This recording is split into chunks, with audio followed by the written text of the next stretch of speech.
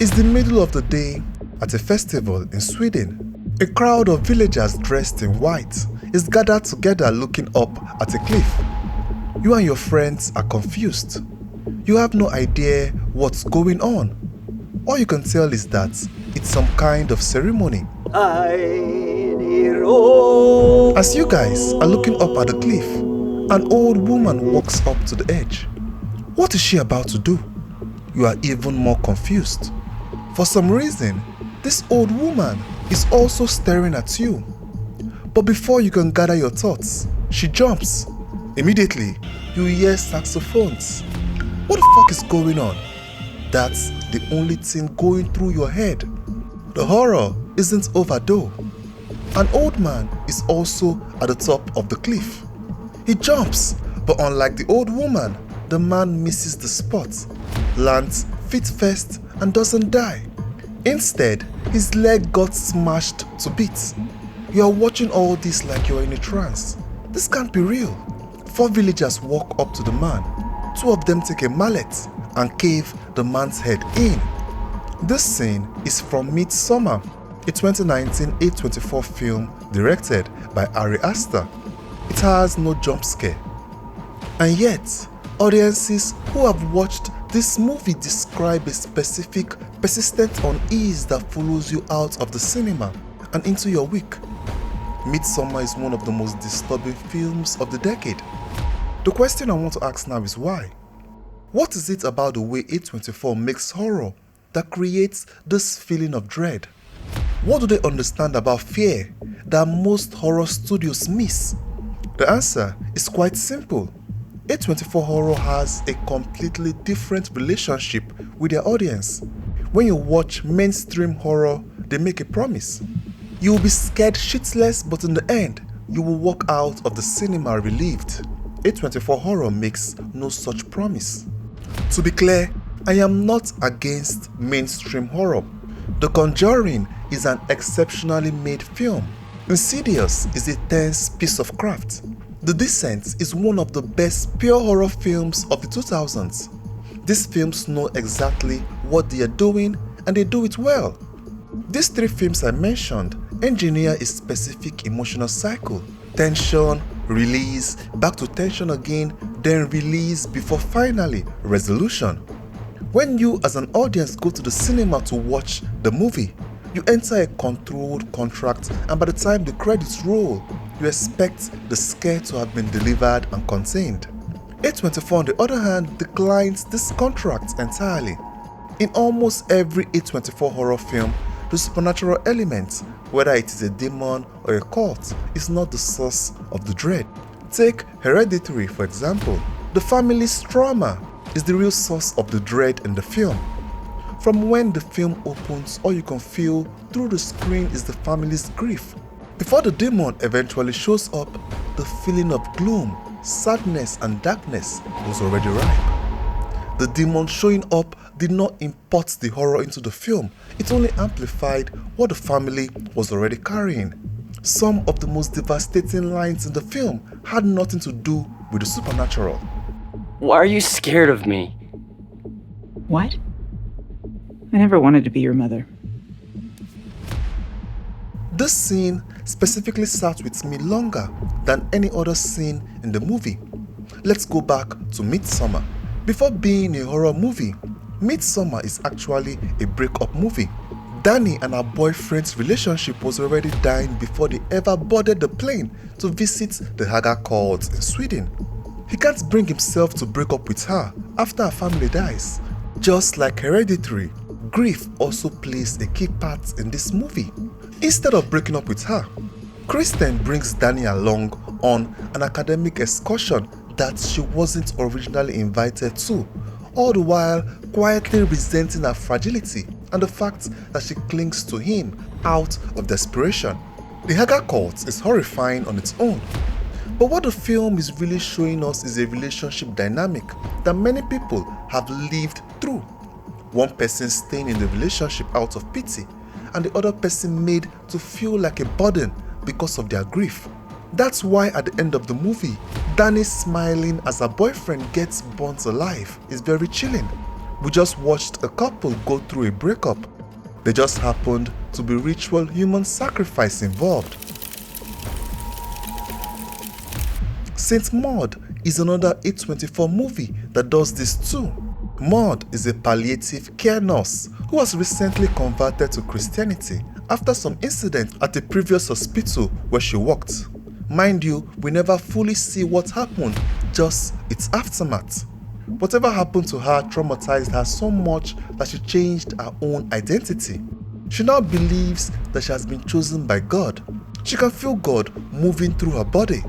This film is less about religion and more about what loneliness does to a person's life. The real horror of Saint Maud is the possibility that she might be entirely alone in the universe, that her visions of God might be her own fractured mind feeding back to itself, and she will never know the difference. Each of these A24 films share a belief that the most frightening thing a horror movie can do is locate the threats inside the characters themselves. The second thing A24 horror refuses to give you is resolution. Horror films have a deep commitment to closure. The demon gets exorcised, the killer gets shot, the haunted house burns down, the final girl escapes. Whatever the specific mechanism, the horror ends and the audience is released from the tension they've been carrying. That release is part of the pleasure. It's why people keep coming back to the genre. A24 horror does the opposite. It Comes at Night takes place during an unexplained plague. A family has sealed themselves in a house in the middle of the woods. They have rules to make sure they survive the plague. The red door at the end of the hallway stays locked always. No one goes outside after dark. When a second family finds them, they cautiously let them in, but something goes wrong. We are never told what exactly went wrong. Travis the son has also been having nightmares throughout the film that may or may not be real. By the end of the movie, the second family is dead. The first family is broken and their son is dead. The film ends without explaining a single thing. Even the title itself, It Comes at Night, is never resolved. We never learn what comes at night.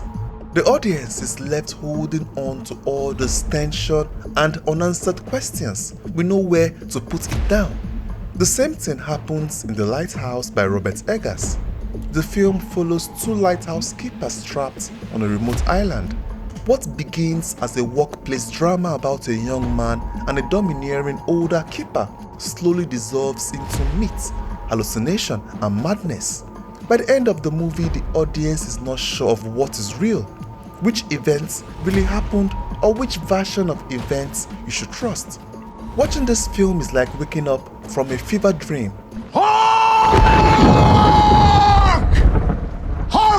You're uncertain about what you saw, but you're absolutely certain you just experienced something crazy. The Witch, one of my favorite horror movies from 2015, ends with Thomasin signing the Devil's Book and ascending naked into the night sky. Unlike other mainstream horror, that the scare is in your face, The Witch is subjective. The ending is simultaneously both a horror and a liberation.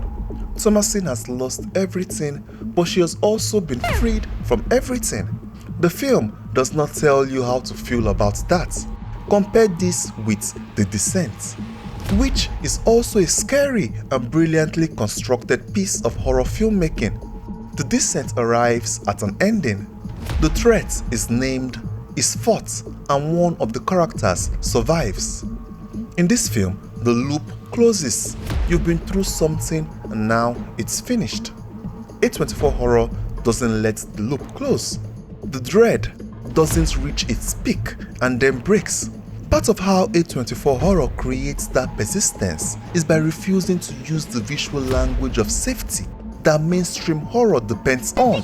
Horror traditionally lives in darkness, in corridors, in basements, in forests at night, in isolated cabins, in the rain.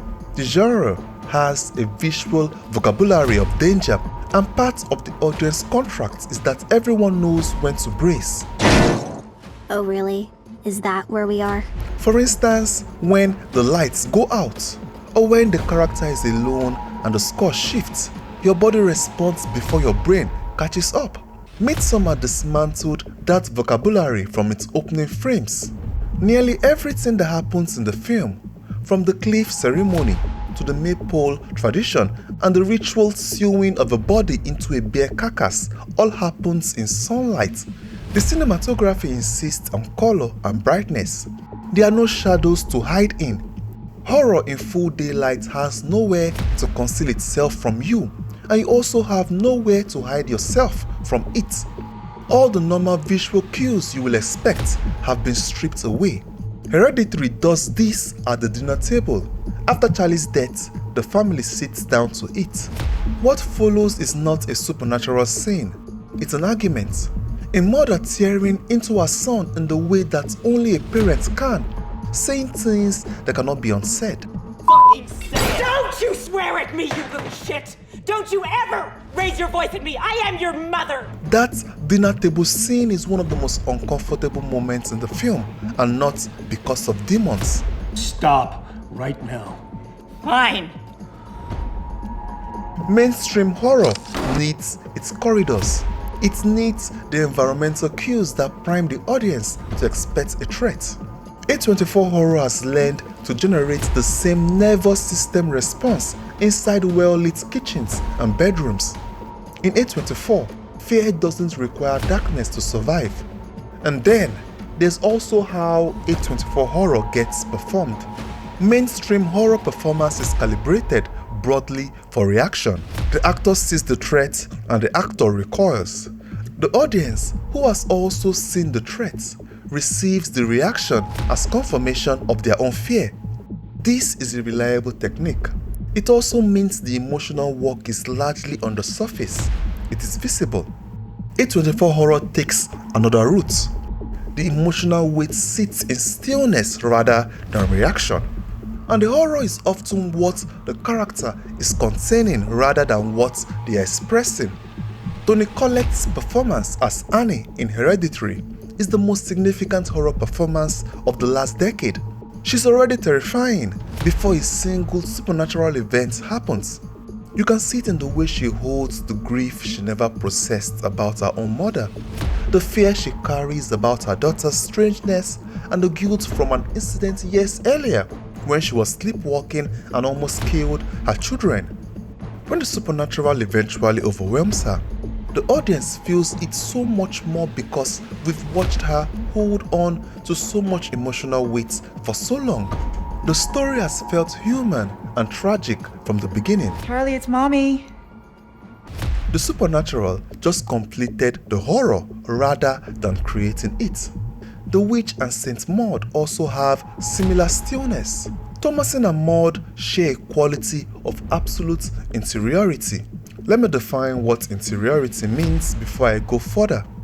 Interiority is the psychological quality of being inward, personal, or hidden from the outside world.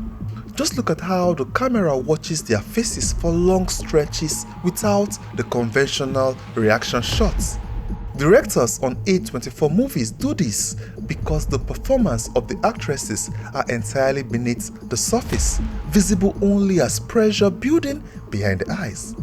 When I watch A24 horror, I feel the hairs on the back of my neck rise almost the whole time. Like I'm watching something I shouldn't be watching. I almost feel guilty. In these movies, there's a constant atmosphere of tension rather than a series of jump scares and shocks. So here's what all this adds up to. A24 horror succeeds because it treats fear as an emotional state rather than a mechanical event. Mainstream horror engineers an experience that arrives and leaves you after the movie ends. A24 creates horror that resides in the deepest corners of your mind. And the reason it can do that is because these films are about things that don't resolve when the credits roll. Grief, guilt, fate, loneliness.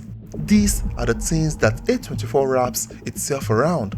A24 is not in the business of making films that scare you and then send you home. Nope. They want the horror to sit with you long after you're done watching the movie. Thanks for watching to the end of the video. If you enjoyed it, please like, comment and subscribe. See you in the next one.